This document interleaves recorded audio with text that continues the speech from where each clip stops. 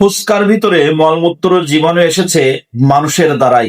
আপনি যখন 6 ঘন্টা ধরে 10 ঘন্টা ধরে ফুসকা বিক্রি করছেন, তখন আপনার গা প্রচন্ড ঘামছে। আপনি ঘাম মুছছেন, মুছে ওই হাত কিন্তু আর ধুচ্ছেন না, আবারও ফুসকা বানাচ্ছেন।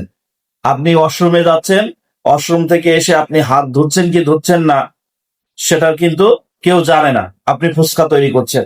আপনি প্রস্রাবে যাচ্ছেন, আসছেন, এসে আপনি হাতটা ধুয়েছেন কি ধোন নাই এটা কিন্তু কেউ দেখে নাই, আপনি ফুসকা তৈরি করছেন। তারপরে হচ্ছে বিভিন্ন সময় আমাদের গা হাত পা চুলকাতেই পারে আমাদের শরীর। তো আপনি চুলকাচ্ছেন, চুলকানোর পরে কোন রকম হাতটা হয়তো মুছেছেন বা মোছেননি, যাই কোনো কিছুই আপনি করেননি, আপনি ফুসকা বানানো শুরু করেছেন। এভাবেই কিন্তু ফুসকার ভিতরে মলমূত্র জীবাণু চলে আসছে। আপনি নখটাও ঠিক মতো পরিষ্কার করেননি, আপনি পর্যাপ্ত সেফটির ব্যবস্থা করেননি। আপনি যখন ফুসকা, ভেলপুরি, চটপটি খাচ্ছেন, তখন দেখবেন ওই ফুসকা চটপটি আলা মামা বারবার ওই বালতির ভিতরে প্লেটটা চোবাচ্ছে, চোবাই আবার উঠাচ্ছে।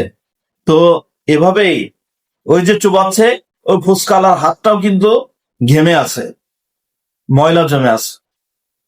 ওই পানি এই পানি মিশে কিন্তু এভাবেই হাজার হাজার কোটি কোটি জীবাণু কিন্তু ফুসকার মাধ্যমে মানুষের শরীরে প্রবেশ করছে। তারপরে টক তো আছেই। আজকের টক বানিয়ে আপনাকে যে কতদিন খাওয়াচ্ছে এটা কি আপনি জানেন? এবং যে টকটা বানাচ্ছে, এই টকটা কি দিয়ে বানাচ্ছে? পচা বাসি, তেঁতুল, মরিচ অথবা কি দিয়ে যে বানাই এটা তো আমরা জানি না কেউ, কিন্তু আমরা মজা করে খাই। আসুন স্বাস্থ্য সচেতন হন।